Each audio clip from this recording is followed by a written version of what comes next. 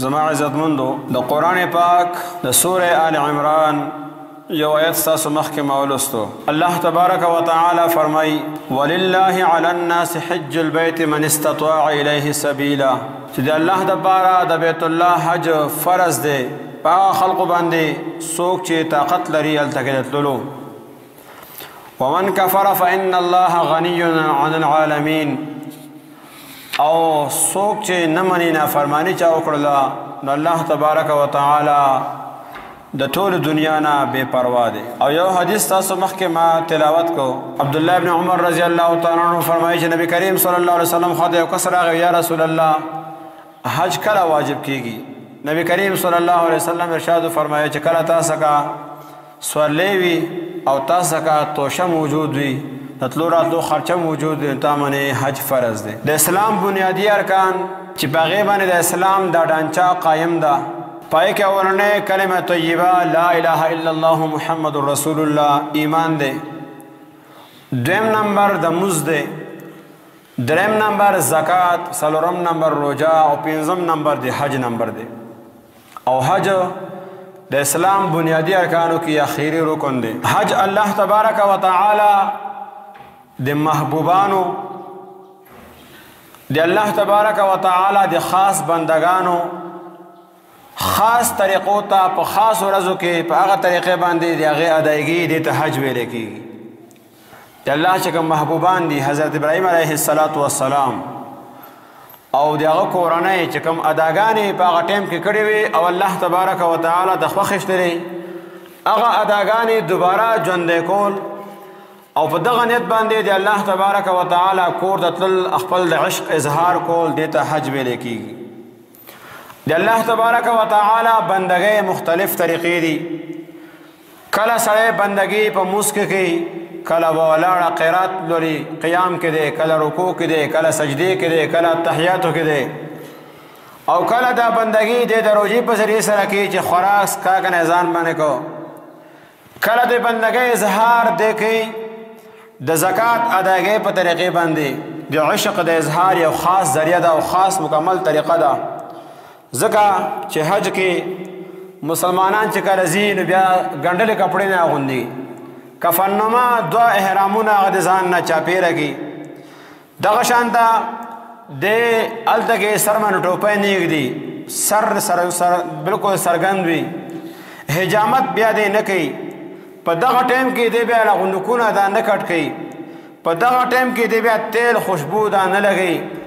په دغه ټایم کې دی بیا په خپل ویښتو کې هغه منګز نه کوي، میل کوچیل نه چې کوم دی خپل ځان هغه نه صفا کوي او چیخ چیخ کر په روړو باندې आवाज کوي چې لبیک اللهم لبیک لبیک اللهم لبیک. الله تبارک و تعالی د نارې وي. کله دی دا اظهار کوي خپل د عشق د الله تبارک و تعالی د کور بیت الله نه طواف کوي او پای کې دی روان دی.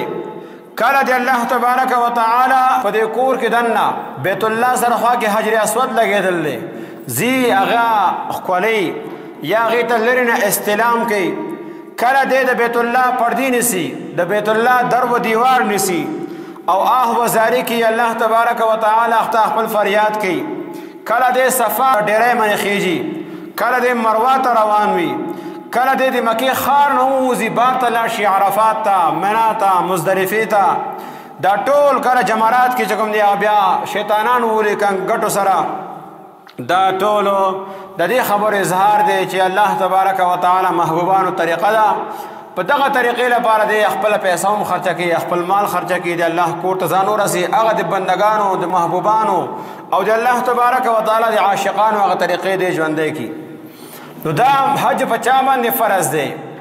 الله تبارک و تعالی فرمایي ولله علی الناس حج البیت من استطاع الیه سبیلا. چا کې چې طاقت وي الله والا مال ورکړی دی، د څخه دومره مال شته چې دی چې خپله ویزه ولګي، د ویزې پیسې د څخه د تور راتلو ټکټ د څخه موجود دی، هلته کې دی خپل اخراجات 40 ورځې وباسي، 60 ورځې وباسي، څومره ورځې د هغې ورځو خرچه د څخه موجود وي، او هغومره چې کومه ورځې هلته کې دی وباسي شاید خپل بال بچ اهل و عیال خرچه به دې کور کې پرېږدي، دومره خرچه د څخه شته، نو د باندې حج دا فرض دی. او که زنانې نو هغې لپاره ډبل خرچه ده، ځکه چې هغه به ځان سره محرم بوځي، خاوند به بوځي، یا به زوی بوزي یا پلار بوزي یا به تر بوزي یا به وراره بوزي یا به خوری بوزي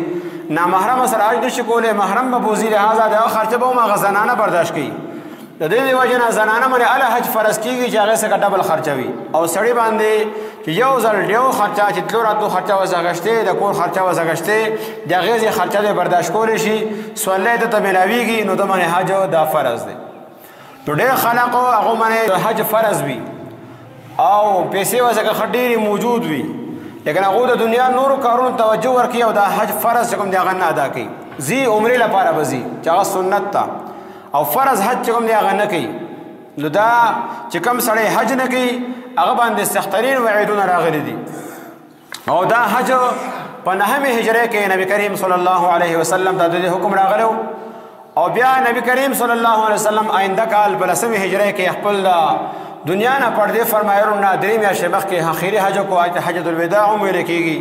چې صحابه کرام یو جماعت کثرت سره چې څومره صحابه کرام موجود و غټول سره تلو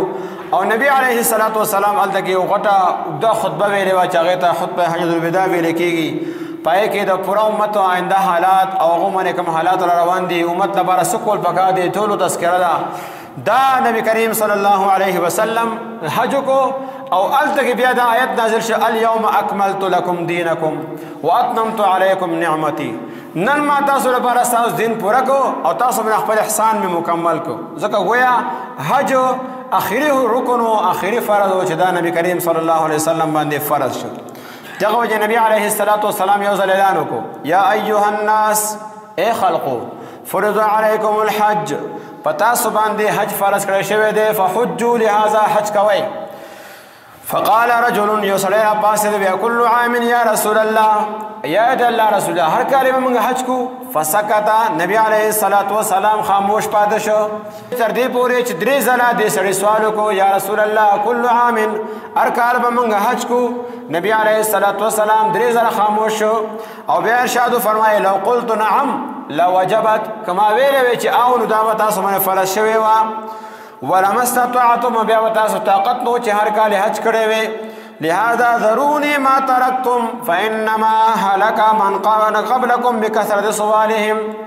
چې کم تاسو زوخم اقا خلې دی معنا کم چې زه خبر نه کوم دغه معنا تاسو نه مکوي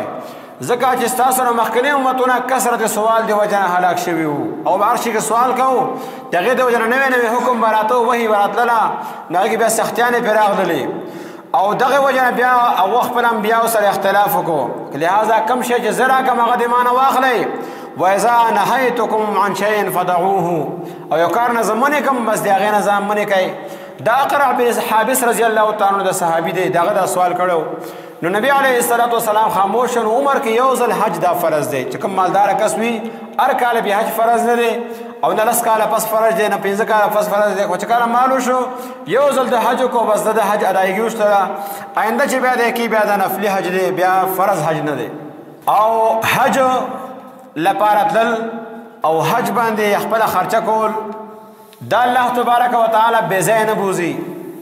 بلکې کوم سړی چې حج د پاره لاړو او د الته کې ګناهونه کو د الته کې فساد کې اخته شو د الته کې خپل حفاظت کو نبی علیه الصلاۃ والسلام فرمای من حج چا چې حج کو فلم يرفث ولم يفسق دو ګناه کارونه پکې ونه کړل رجع كيوم ولدته عن امه دی به حج نه واپس راځي داسې حالت کې گویا د مور د خېټه چې کومه راځي پیدا شي او ګناه نه پاکو دی به الته کې د ګناه نه پاک شي واپس برازي لیکن شرط والا دا دی چې هغه حج واقعتا حج وي چې مال د سود جمع کړي وي مال د رشوت جمع کړي وي د پردې ځمکې قبضه کړي دي او هغه خرسي او پاغې منځي حج لا ایا د پردې مال اخلي او بیا پاغې من لاړ شي الته کې حج لا او چې الته کې لا بیا هر ځای کې فټو باسي د الله تبارک وتعالى په نافرمانی کې مبتلا وي او الته کې بد نظرۍ کې مبتلا دي الته کې بغلا کې مبتلا دي دا سړي لپاره دا فضایل نه دي اخولټه ګناهو کو دي الله په کور کې ګناهونه کې مبتلا دي فضایل هغه چا لپاره چې حلال مال ورسکو او د الله رضا لپاره حج لاړ او په هغه ځای کې ځان له فټو نه دی واخ کړي بلکې د الله په عبادت کې مشغول وو الله سره خپل تعلق جوړ کړو لبیک اللهم لبیک ناره وولي د بیت الله پردی نیولې د بیت الله طواف کو او الته کې کوم احکامات دي کوم واجبات دي کوم فرایض دي هغه اداګي وکړل سنت ادا کړل واپس راغی نو پس ول د فضایل دي کله بازارونو کې ګرځي سوداګانې کوي دا پته وته نشي چې حج کې فرض سودي او دا پته وته نشي چې مالا عرفات د فرض دي که فرض نه دي دی وي زه دغه د وزموز کوم یا خلق کوم دی هغه خپلوان دي قربانونو لپاره د ډېری کې دنه ناشته قربانی لا شوی نه د مخ کې خپل سره گنجا کو وزا ځان خلاصو نو داسې حجونه واپس راغی گاډیو ته ولاړ دي ارونه د واچول ځان سره بیا ارزي کې حاجی صاحب کدا وسرونه لیکو نو بیا خپکیږي چې ماته حاجی صاحب خامخوي دغه حج الله تبارک وتعالى ته قبول نه هغه حج چې هغه د الله رضا لپاره کړی وي دا حج الله تبارک وتعالى ته قبول لري